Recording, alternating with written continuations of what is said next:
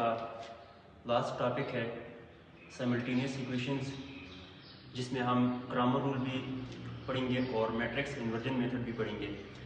ये दरअसल में दोनों जो मेथड है, इन्वर्जन मेथड हो गया, क्रैमर रूल हो गया, ये सिस्टम ऑफ इक्वेशंस या सिस्टम ऑफ लीनियर इक्वेशंस को सॉल्व करने के लिए मेथड है और ये मैट्रिसेस की बेसिक एप्लीकेशंस में आती है कि इनकी मदद से हम लीनियर इक्वेशंस को सॉल्व कर सकते हैं। ठीक है, तो इनमें सबसे पहला टॉपिक है साइमल्टेनियस इक्वेशंस। साइमल्टेनियस इक्वेशंस ऐसे इक्वेशंस को कहा जाता है जिनका सॉल्यूशन कॉमन हो। हम ये कह सकते हैं कि two or more than two equations are said to be simultaneous.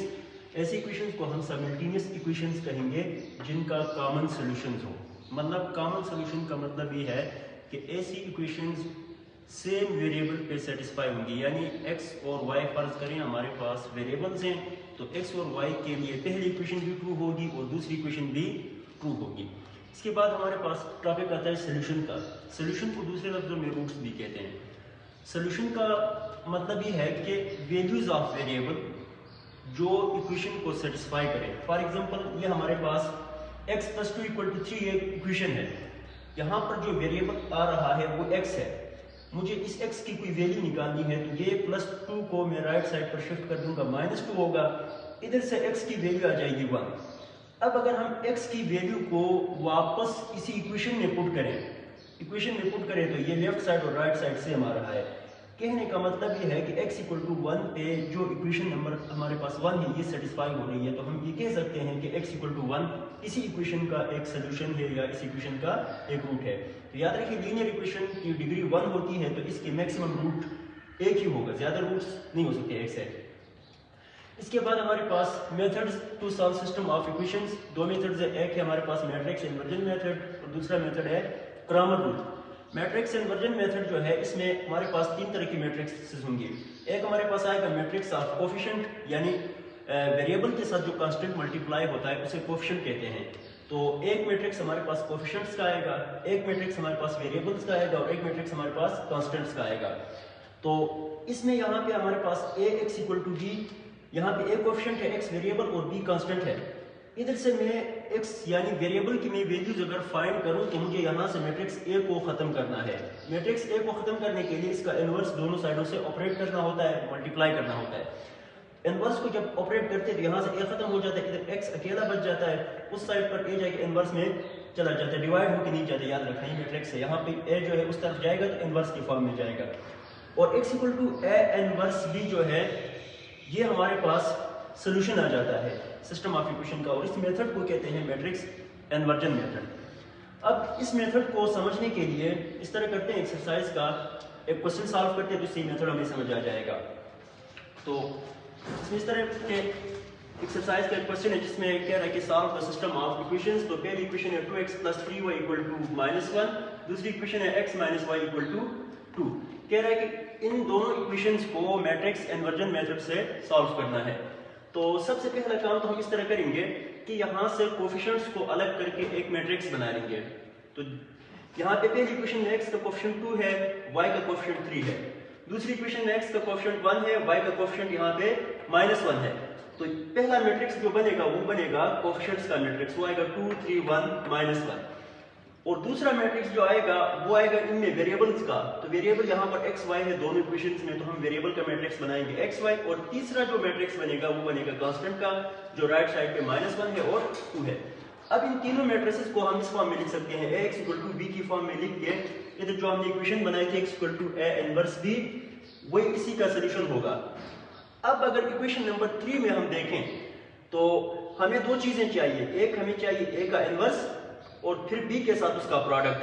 तो a का इनवर्स फाइंड करना है। तो लास्ट एक्सरसाइज में a का इनवर्स हमने फाइंड करना सीखा है। इसके लिए हमें दो चीजें फाइंड करनी है।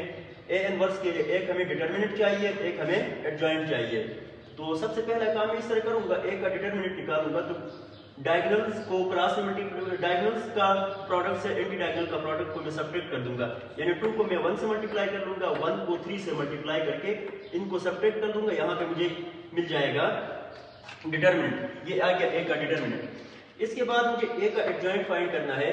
तो एडजॉइंट के लिए डायगोनल एलिमेंट की पोजीशन चेंज करते हैं और नॉन डायगोनल एलिमेंट्स की साइन चेंज कर लेते हैं, तो ये हमारे पास जो मैट्रिक्स बनेगा ये एडजॉइंट का मैट्रिक्स आएगा।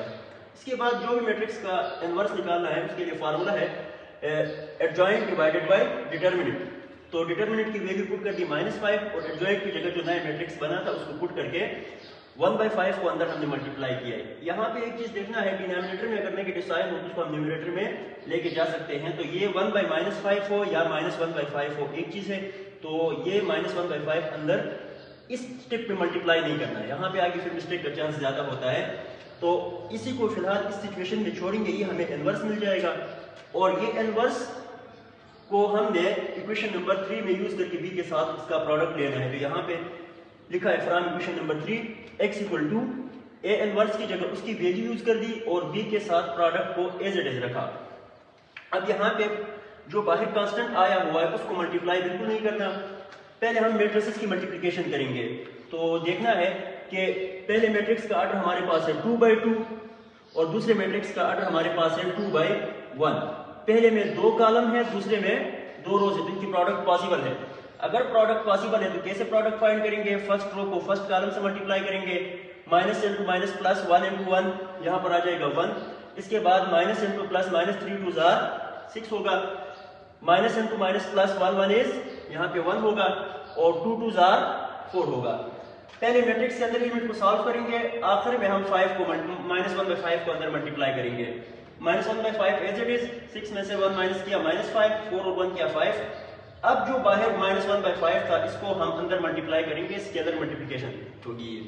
-1/5 पहले एलिमेंट के साथ भी मल्टीप्लाई होगा और दूसरी एलिमेंट के साथ भी मल्टीप्लाई होगी। यहाँ ऊपर न्यूमरेटर कैंसिल होगा, 5 के साथ 5 यहाँ कैंसिल होगा, इधर भी 5 से 5 कैंसिल होगा, इधर हमारे पास 1 बच जाएगा। तो minus into minus plus 1 1 is 1 होगा और यहाँ पर भी कैंसिल होकर 1 बचेगा, तो माइनस प्लस माइनस 1 आएगा। यानी x की जो मैट्रिक्स x था इसकी वैल्यू हमारे पास आ गई 1 इंटू 1 माइनस 1। अब यहाँ से हम कंपेयर करेंगे x, तो चूंकि हमारे पास xy मैट्रिक्स था, x हमारे पास था xy मैट्रिक्स, तो xy मैट्रिक्स लिख के साथ में राइट साइड पे जो मैट्रिक्स बना है उसको लिख के बीच में दोनों मैट्रिसेस में इक्वलिटी है, तो दोनों मैट्रिसेस जब इक्वल होते हैं तो उनके कॉरेस्पॉन्डिंग एलिमेंट इक्वल होते हैं। तो यहाँ पर हम कंपेयर करेंगे x और y एलिमेंट को कंपेयर करेंगे तो x की वैल्यू 1 आएगी, y की वैल्यू -1 आएगी। जो वेरिएबल की वैल्यूज हमें मिल गई हैं यही सॉल्यूशंस है, तो इसको हम फिर एक सेट के फॉर्म में लिखेंगे, सॉल्यूशन सेट 1 -1 इस ऑर्डर पेयर के फॉर्म में इसको हम लिखेंगे। यहाँ पे ये क्वेश्चन कंप्लीट हो जाता है। बाकी ग्रामर जो है इंशाल्लाह नेक्स्ट क्लास में डिस्कस करेंगे।